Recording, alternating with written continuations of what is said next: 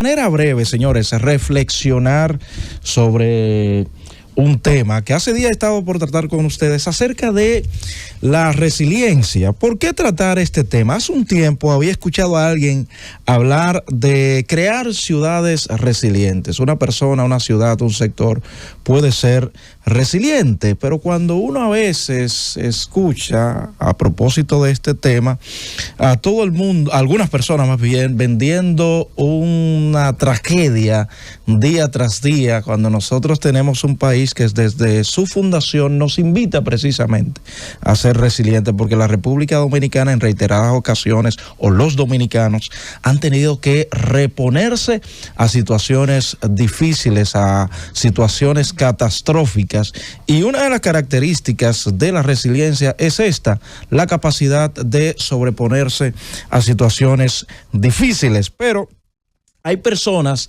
que, como bien decía Tito Livio, de que el miedo los hace ver las cosas peor de lo que son. Muy contrario a lo que decía el historiador Plutarco, de que uno debe aprender a sacar provecho de los enemigos, yo digo de las adversidades, o como quizás, como lo dijo Churchill en una ocasión, cuando Londres estaba devastada, no nos queda otra cosa más que ser optimista. Pero nuestro país es un país maravilloso de hombres trabajadores, de mujeres trabajadoras, de jóvenes esforzados, y uno se entristece cuando ve que lo que más se promueve son las cosas malas, las cosas negativas, las cosas, y de hecho se amplifican. No es que no se diga, y los medios de comunicaciones juegan un rol fundamental en esto, pero no es solo traer la parte de la cristicidad, sino también poder proponer algunas posibles soluciones.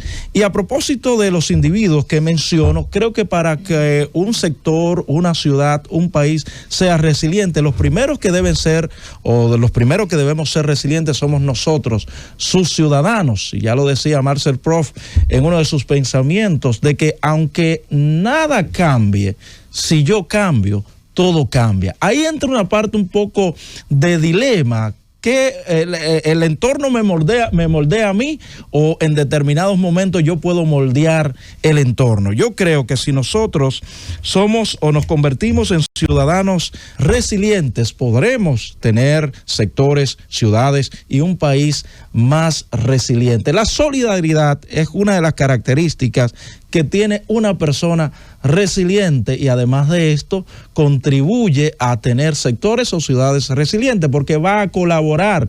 Y uno de los elementos, como bien señalaba en un momento, de la resiliencia es la parte de la integración. Estas personas solidarias a veces ayudan a ciertos ciudadanos a integrarse a las labores sociales para que cambie un poco el sector, la ciudad.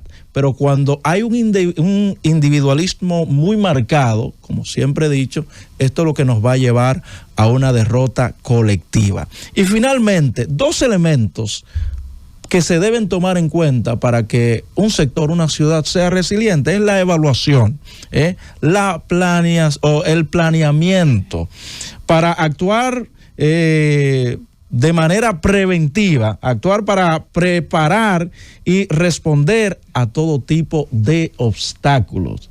Y ahí entra lo que sería un individuo también prudente, porque el hombre prudente siempre procura estar preparado o prevé antes de que sucedan las cosas. Y nuestras ciudades deben estar constantemente evaluando y planeando para enfrentar estas situaciones a propósito de este terrible cambio climático que hoy en día se tiene, para poder realmente contar con ciudades y sobre todo con personas resilientes.